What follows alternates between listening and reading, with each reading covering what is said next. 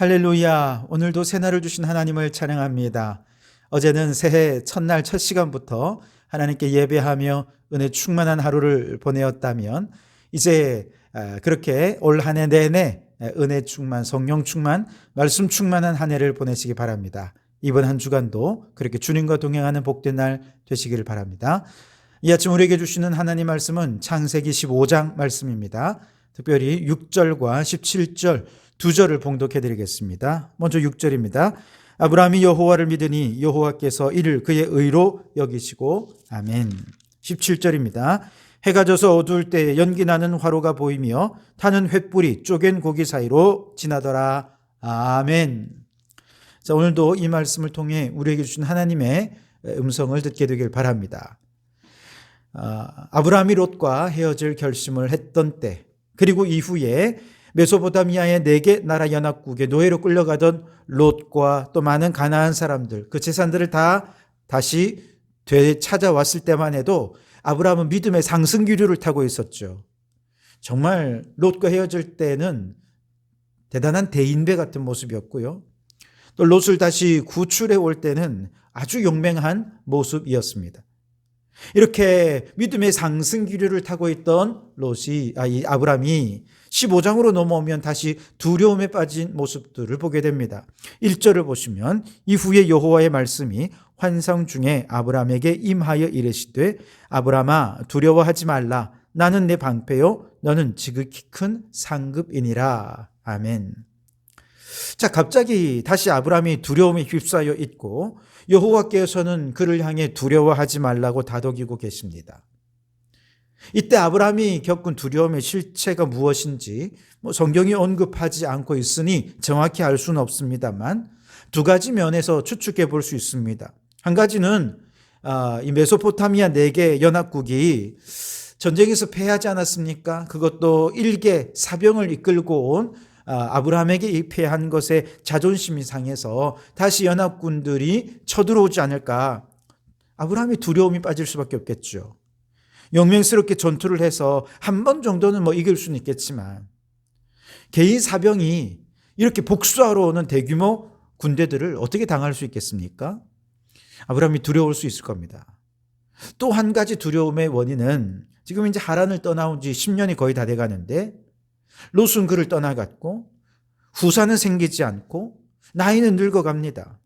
그러니 하늘의 별처럼 바다의 모래처럼 큰 민족을 이룰 것이다 라고 하는 하나님의 약속이 허황되게 느껴진 것이죠. 그러면서 지금 내가 이대로 잘하고 있는 건가? 하나님 원하시는 일인가?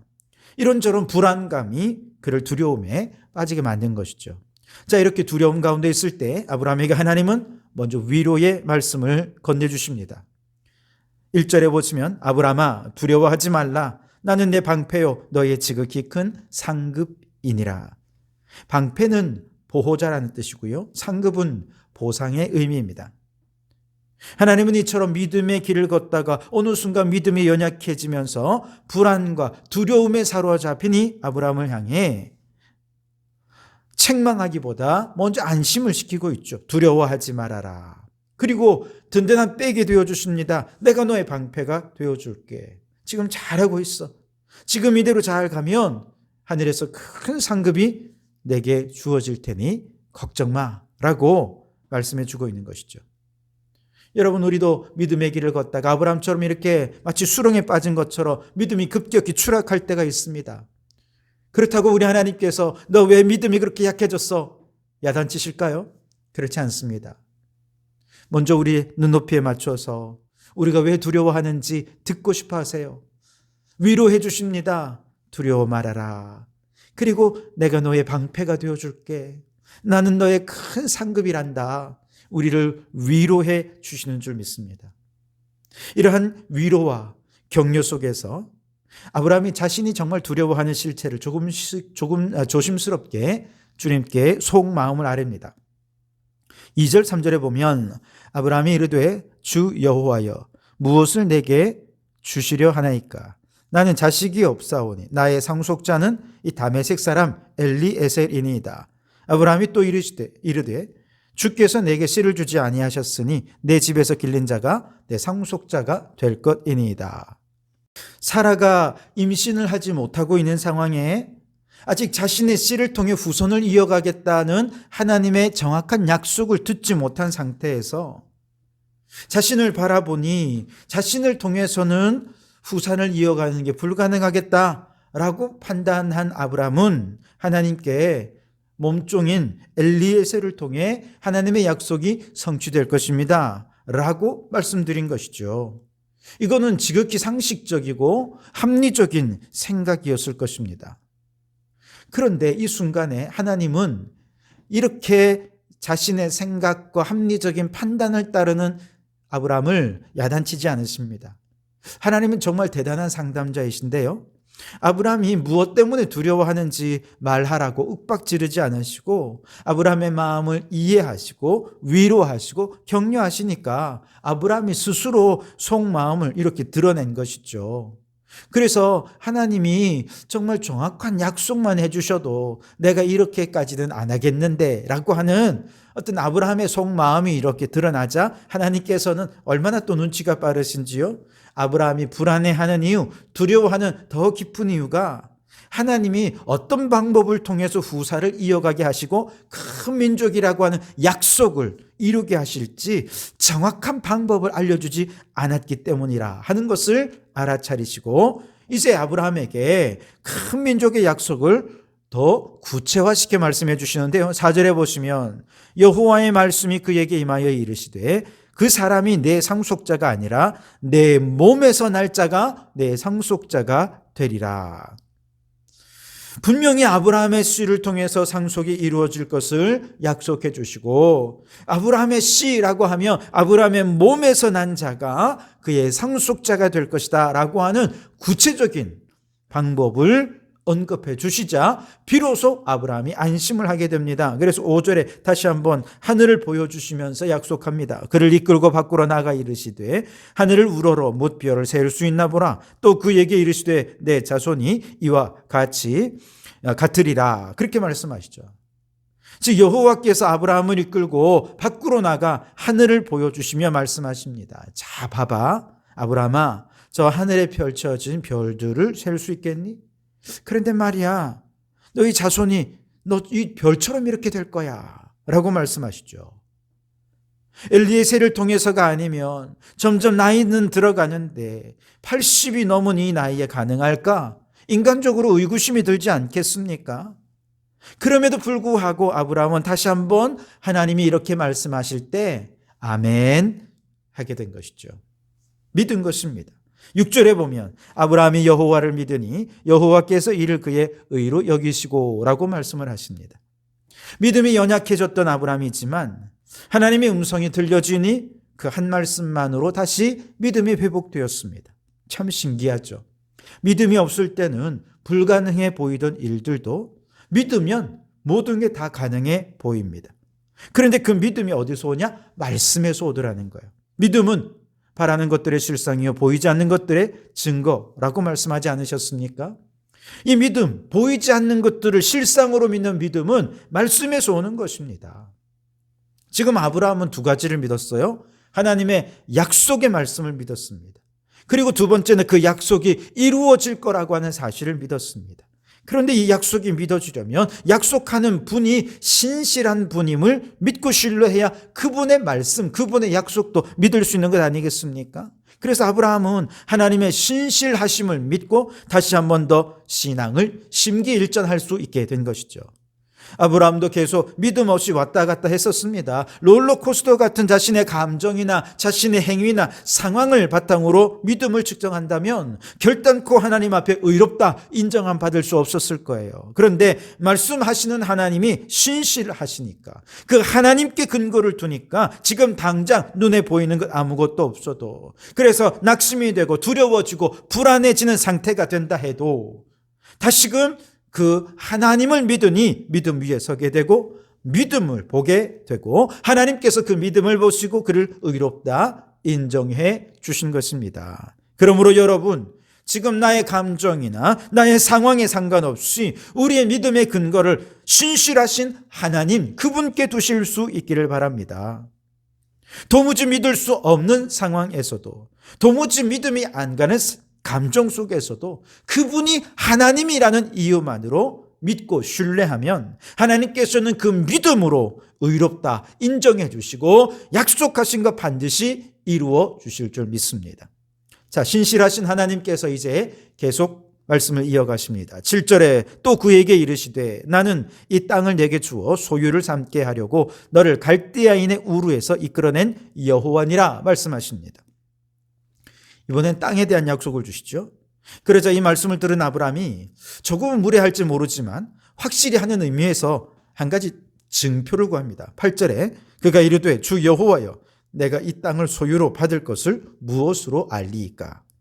그러자 하나님께서 그래 알았다 하시면서 9절에 여호와께서 그에게 이르시되 나를 위하여 3년 된 암소와 3년 된 암염소와 3년 된 숫양과 산비둘기와 집비둘기 새끼를 가져올지니라. 왜 그런지는 알 수 없지만 아브라함이 순종합니다. 10절에 아브라함이 그 모든 것을 가져다가 그 중간을 쪼개고 쪼갠 것을 마주대하여 놓고 그 새는 쪼개지 아니하였으며, 그리고 17절에 해가 져서 어두울 때 연기 나는 화로가 보이며 타는 횃불이 쪼갠 고기 사이로 지나더라. 아멘. 자, 여러분, 이것은 당시 고대 근동 지방 사람들 사이에서 언약을 체결하는 방식인데, 오늘 말씀은 이제 일명 횃불 언약이다 이렇게 표현을 합니다. 그 고대 근동 지방에서는 이 언약을 이런 식으로 이제 체결을 한 거죠. 고기를 쪼개어 놓고 약속의 당사자 두 사람이 손을 잡고 쪼개진 고기 사이를 지나면서 서로 생각하는 말하는 것입니다. 우리가 이 언약을 지키지 않으면 내 몸이 이렇게 둘로 갈라져도 그거는 그의 책임이다 라고 하는 것을 서로 이걸 바라보면서 우리 그렇게 되지 않도록 이 약속을 꼭 지킵시다. 서로 약속을 그렇게 체결을 하는 것이죠. 하나님께서는 바로 그 아브라함의 눈높이에 맞추어서 그가 이해할 수 있는 방식으로, 그렇게 확신할 수 있는 방식으로 약속을 체결해 주시면서 내가 이 땅을 너에게 소유로 주겠다라는 증표를 허락해 주시는 것이죠. 그것도 아브라함은 여길 지나지 않아요. 원래는 약속의 당사자가 같이 지나야 되는데 17절 말씀에 보면 타는 횃불로 하나님이 그곳을 지나면서 이 모든 언약의 책임은 내가 지겠다. 일방적인 언약이죠. 이 모든 약속에 대한 책임을 하나님이 주시겠다고 약속해 주시면서 얼마나 믿음직한 모습으로 약속을 체결해 주셨는지 모릅니다. 자, 여러분, 오늘 창세기 15장에서 우리는 우리 하나님께서 얼마나 자신을 낮추어 아브라함의 눈높이에 맞추어 주신 하나님이신지요. 그렇게 배려와 친절과 사랑이 많은 좋으신 하나님을 만나게 됩니다. 오늘 말씀에 보면 아브라함의 눈높이에 맞게, 그의 상황에 맞게 상담도 해주시고, 또 그가 확신을 가질 수 있는 방식으로 눈높이에 맞게 약속을 체결해 주시면서 너무나도 친절하고 배려심 있게 그렇게 아브라함과 약속을 체결해 주신 것이죠. 하나님은 오늘 우리도 마찬가지로 우리에게 다가오셨습니다. 우리의 눈높이에 맞게 하나님은 우리를 사랑하시는 그 사랑을 전하기 위해 하늘 보좌를 버리고 낮고 천한 이 땅 위에 육신을 입고 예수님께서 오셨습니다. 그 예수님을 통해 아버지의 영광을 나타내셨고, 예수님을 통해 아버지의 뜻을 나타내셨고, 예수님을 통해 죄인을 구원하시는 아버지의 사랑을 보여주셨습니다. 그렇게 그 크신 하나님께서 온 우주에서 먼지보다 못한 이 죄인을 위해서 우리의 눈높이에 맞추어서 자신을 낮추어 주시고, 우리가 이해할 수 있는 방식으로, 우리가 깨달을 수 있는 방식으로 지금도 그 하나님의 사랑을 표현해 주십니다. 그리고 구원의 길을 열어 주십니다. 그러니 우리 하나님 얼마나 좋으신 하나님이신지요. 오늘 이 하루를 지나면서 주님은 역시 오늘 우리들의 눈높이에 맞추어서 우리가 알아들을 수 있는 방식으로 말씀하시고 깨달을 수 있는 방식으로 그 사랑을 표현해 주실 줄 믿습니다. 우리가 믿음의 눈을 열고 믿음의 귀를 열어서 주님의 사랑을 발견하기 위해 눈을 켜서 그것을 찾고 또 찾는다면, 마치 땅속 깊숙이 묻혀있는 보석을 찾기 위해 그렇게 최선을 다하는 사람처럼 오늘 우리가 그렇게 주님의 사랑을 발견하고자 한다면, 주님의 음성을 듣고자 한다면 우리는 반드시 그 사랑을 발견하게 되어질 줄 믿습니다. 우리를 향해 말씀하시는 주님의 음성을 듣게 되어질 줄 믿습니다. 우리가 그 음성을 들을 때 그 주님의 눈높이에 맞춰서 우리를 배려해서 우리에게 나타나시는 하나님의 사랑을 깨달을 때 아브라함처럼 우리도 우리의 속마음을 다 내어 보여드릴 수 있길 바랍니다. 하나님, 나의 진심은 이것입니다.